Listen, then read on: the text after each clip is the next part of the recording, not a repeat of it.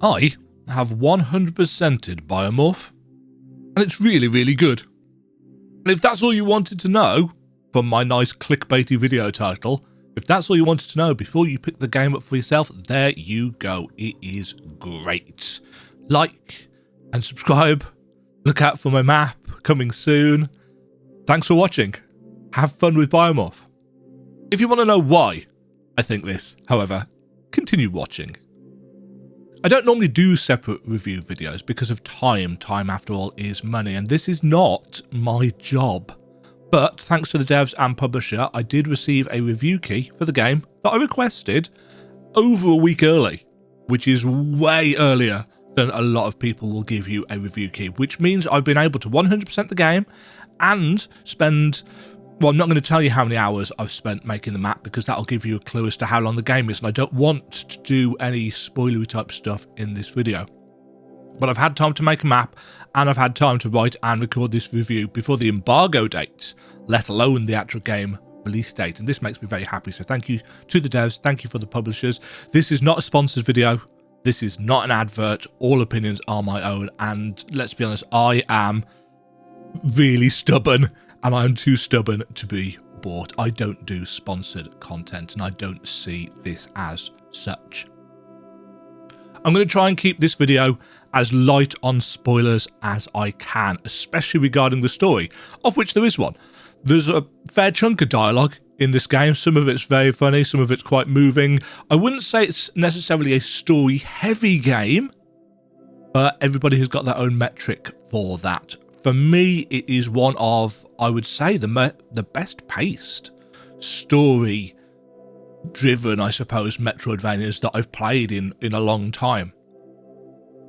Now, I judge metroidvanias on their adherence to 3 pillars: combat, zones to explore, and abilities used to get around those zones that you can often use in combat as well. And of course, I also judge games in this genre based on their maps, the types of maps, how usable their maps are, etc., for obvious reasons. You know, I'm that guy. More on that as we go. And normally I would talk about combat, zones to explore, and abilities used to get around those zones in that order. But it doesn't actually make sense to do that for Biomorph, and I'll explain why in a bit. So instead, let's talk about zones first, and I want to start with addressing a complaint that I saw about the extended demo of Biomorph that's been available on Steam for a while, that the areas that you explore all looked visually the same.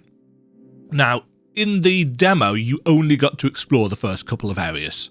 You got to look at Blightmoor, and you got to look at the Mementos Skyway. And if that is all you... Oh, and a little bit of the kind of labs at the start. And if that is all you see, then yeah, I can kind of see why you would think they all look the same. I personally didn't really think that. You know, they've got different colour palette choices, different enemies, different kinds of backgrounds. But rest assured, there are some very visually diverse biomes in the full game. This is the only spoiler warning I'm going to give, because this is the only spoilery thing that I'm going to do. I'm going to show you very brief snippets of some of the more visually interesting things that you can explore. Not in the late game, but certainly mid-game. So if you don't want any zones spoiled for you above and beyond the demo, look away now.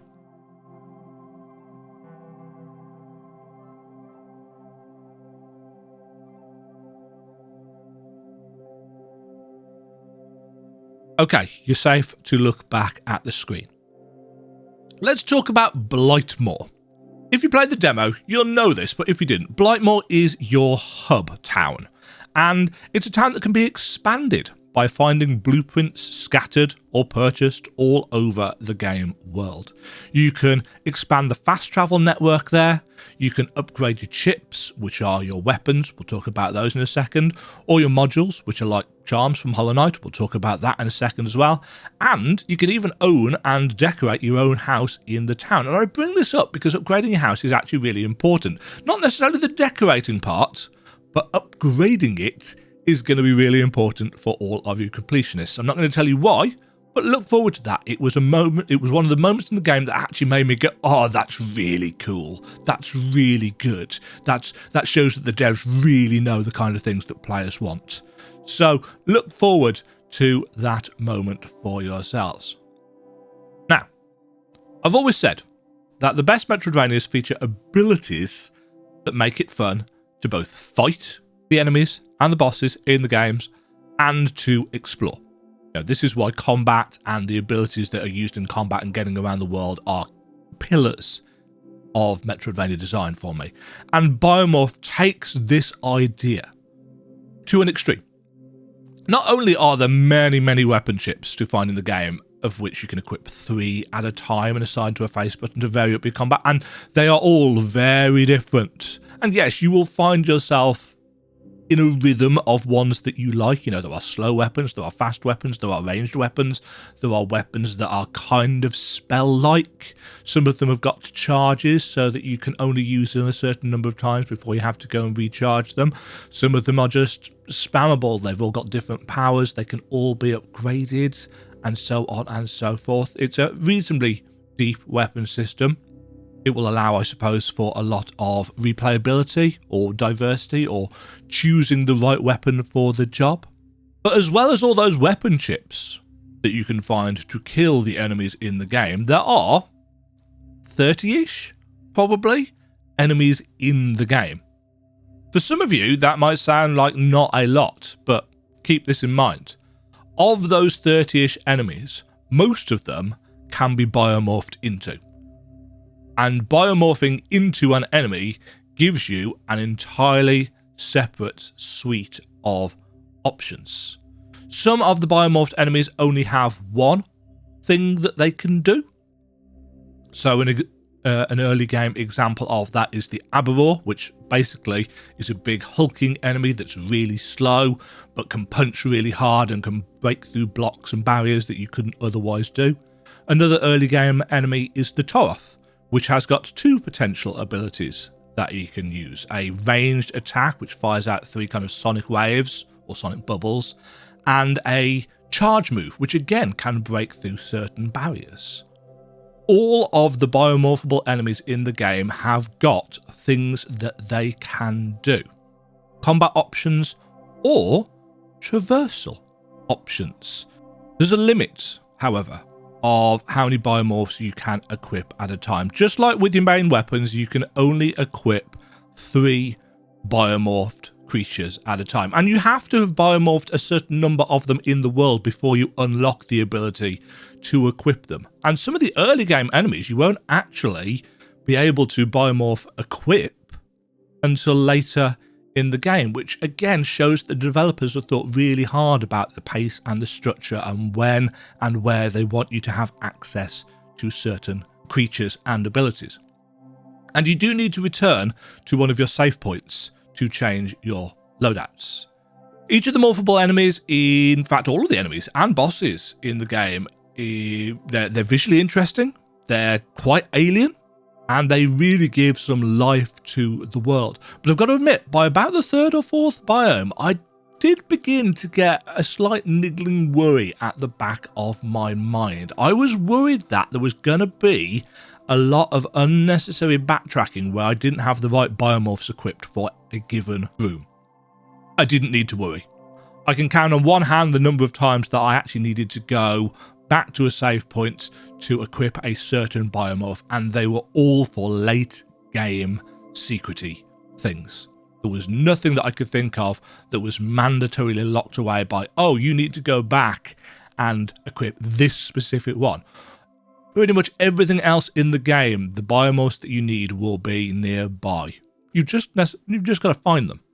So the biomorph system is fabulous for gating collectibles, quest items, secrets in a way that makes you remember them. And this wasn't in the demo, and this came as quite a surprise to me in the full game. The game features the screenshot map pin system that you possibly seen recently in Prince of Persia: The Lost Crown, which I was really surprised by, and it's such a godsend for people like me that get lost really easily, or that struggle to find map pins to represent different things. It speeds up the navigation, it speeds up the secret hunting, and as well as being able to do this, and I think there's a limit of like 20 that you can put on the map at any time, and I never got anywhere close to needing to use all 20 because of how the game works. There are also regular map pins that you can put down as well. So let's talk the map, because maps are kind of what I'm known for. If you played the demo, you know that the map was quite blocky, it got tiny little connectors between rooms. This hasn't changed much in both design and principle. It is still a very square or rectangular blocked map, but now a lot of those very kind of square blocks also have visual landmarks kind of overlaid onto them as well. A lot more actually than I expected to. And this aids in navigation, it makes the map more interesting to look at. And the game also does one of my favourite modern Metroidvania things and changes the room border colour when you've got everything done in a room. And I do mean everything done. I don't necessarily mean all the items picked up, because the room border will not turn golden until you've biomorphed every biomorphable creature in that room, you've collected all of the things in that room, hidden or otherwise, and you have completed any quests involving any NPCs that might happen to be in that room. So if you've got a room with an NPC in and you're thinking, I've found everything, why is it not turning golden? It's probably because the NPC is involved in a quest at some point in the game and you'll have to go and find that. The map is one of the most usable I think I've ever played with, and whilst it doesn't have the smooth zooming and panning of the Lost Crown or the Blast Brigade maps, because they are made in a very different way, it's very, very user-friendly. There's a lot of quality of life. Now, getting around this map and these zones and doing all this fighting of enemies is aided not only by the chips and the modules that you equip, but of course by a suite of Metroidvania powers, all twists on powers that you've seen in other games. We've got staples like air dash, wall jumping, swimming. They're here. I don't think they're massive spoilers because you'll have seen bits and pieces that required that in the demo, but there are plenty of other powers that you can get that I'm not going to spoil for you. They're quite situational, but they do lead to some really interesting world and puzzle/traversal design that I really, really appreciated. And again, many of them are also usable in combat to give you more options, or in boss fights to aid you in avoiding some of the most interesting attack patterns. In fact, there are a couple of bosses in the game that you can't even get to unless you equip certain biomorphs, and you'll need to use them in the fights. I really like this design, although I can see how some people won't. On the subject of things that people might not like, is there anything negative? Is there anything I disliked? Is there anything that I think people will complain about? Yes. The game isn't perfect. Number one, I found the music a little bit generic. When I noticed it, it was actually because it sounded a little bit Final Fantasy-esque or a little bit Monster Hunter-esque. Very specific things that I noticed. If you haven't played Final Fantasy or Monster Hunter, chances are you're not going to notice this. But for me, it was just like, that sounds a little bit like this, or that sounds a little bit like that. Most of the time, I didn't notice the music at all. It was kind of there in the background, adding ambience, and that was fine. It's not a huge problem for me, but it's an observation. The music was just a little bit unnoticeable / generic / sounds like something else. I've mentioned the module system already. It's the charm system from Hollow Knight. Now, I love the charm system from Hollow Knight. I'd argue that it's one of the best things that Hollow Knight did. And I like the fact that so many other games are copying it and using it. And I couldn't give two hoots at all about this. That's just copied from Hollow Knight. But I know there's a lot of people that really get worked up when games take things from Hollow Knight, regardless of the fact that Hollow Knight didn't actually invent this system. It was used in many games beforehand. But it's there. It offers you a lot of customization, a lot of variety, a lot of options. Again, I'm not going to spoil any of those for you, but there are some really obvious ones like a magnet power that you can equip and so on and so forth. There's loads of them to find. Contact damage. Yeah, it's here It's not horrendous, but it is here. It got me killed a couple of times when I misjudged the length of a dash and so on and so forth. It's not awful in Biomorph, but I wish no games used it. That's a me thing. It's also probably very much, if you've looked at the End of Magnolia forum, you'll know that it's a lot of other people thing as well. It's not a huge deal in this. The run backs are not very far, but there is a corpse run system. And I know a lot of people don't like this. When you die, you drop all of your currency in a pile. Fail to get it back before dying again, and it is gone. There is, however, an absolute abundance of fast travel in the game. Spend your cash regularly. You know, you can go back to town very easily. There are no big purchases to make in Biomorph. I will spoil that for you. You don't need to be saving up 1800 currency for a lantern or anything like that. If you've got 400 plaques or more, head back to town, spend your cash on an upgrade, even if it's not something that you think you're going to use. Just head back to town and spend it. Don't be carrying massive chunks of cash around because of the corpse run system. I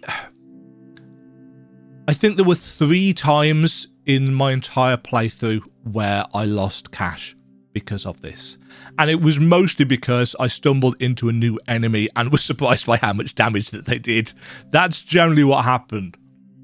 So yeah, those are my nitpicks, such as it is. Final thoughts.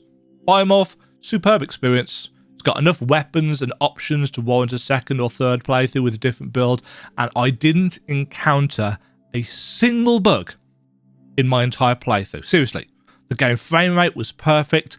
I had no crashes, no bugs in my entire playthrough. The art style, the features, the systems, they're not going to be for everybody, but let's be honest, if you try and please everyone, you're going to end up pleasing no one. So for me, Biomorph is sliding straight in at the S tier. It is Ori and the Will of the Wisps levels of fun for me. Thank you very much for watching. If you enjoyed the video, like, subscribe, look out for my map of Biomorph coming on release day. Head on over to demajen.co.uk to take a look at all of the other Metroidvania games that I've played and made maps for. Check out my Metroidvania tier list, linked on my website, to see how this game ranks versus a lot of other games. Support me over at coffee.com, buy the map from the store, or toss me a donation, and have yourselves a fabulous day. Cheerio. Thank you very much for watching. If you enjoyed the video, why not click the like button and consider subscribing. Remember, you can ring the bell notification icon to get notified when new videos go live.